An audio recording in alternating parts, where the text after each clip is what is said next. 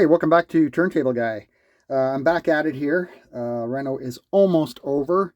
Just waiting for new countertops to come in and stuff like that. But most of my backlog as far as getting work done myself is done.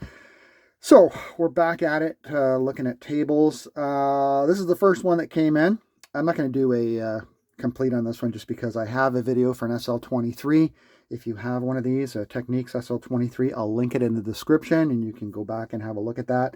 This one came in for a audio problem saying one of the channels missing. I did confirm that.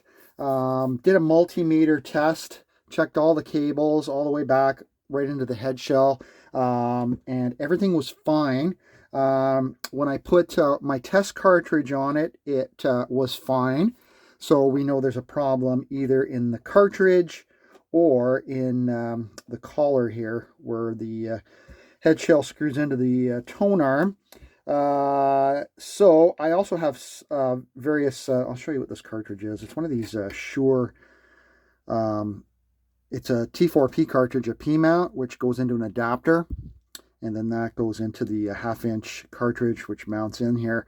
So what I did is I checked these wires. They were mounted, they were wired backwards. Left was on right and right was on left. But that shouldn't matter because as soon as I switched them, we were missing the left channel before and then we started missing the right channel. So when I tested my cartridges in here, it was the same thing. There was a problem. So either there was a connection problem where these pins, they basically plug into this little adapter here. But I was getting continuity all the way through. So I'm like, what the hell's going on here? The only other thing I could think of was a dirty collar, and I put a little bit of contact cleaner on a Q-tip and cleaned in there, and lo and behold, we have sound back on both channels. So it was a grounding issue. I know you guys can't hear that, but got sound in both channels now. So that's fixed, and luckily, because I don't like replacing the OEM cables if I don't have to. So that's done. Other than that, this gentleman really didn't want anything done on it, but I did happen to show him the 50-year-old grease on this spindle here. So we're going to do that, and we're going to put a drop of oil in the motor, and I'm also going to just give these a shot. Common failure points on the SL23 are dirty spindle grease, a dirty, not dirty, but a noisy motor, and that's because it hasn't had any lubrication. So drop of oil there.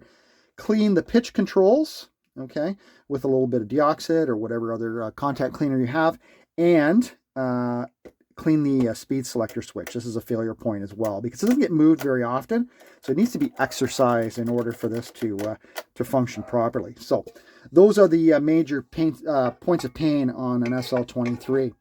But other than that, I just wanted to make this short video to say that I'm back. I should be getting some tables in here, and we should hopefully, if not weekly, get bi-weekly videos going again here.